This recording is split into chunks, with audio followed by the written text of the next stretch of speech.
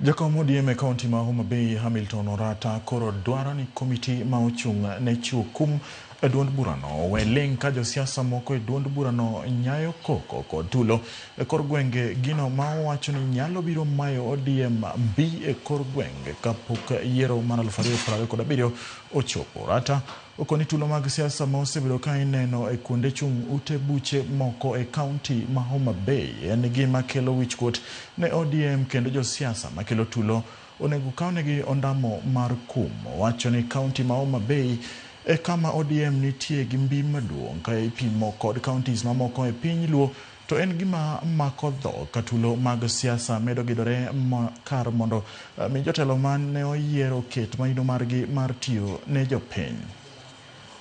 Homa Bay ose produce national chairman mar ODM ariyo kachakore gi John Mbadi masani nitie Governor Gladys Wanga.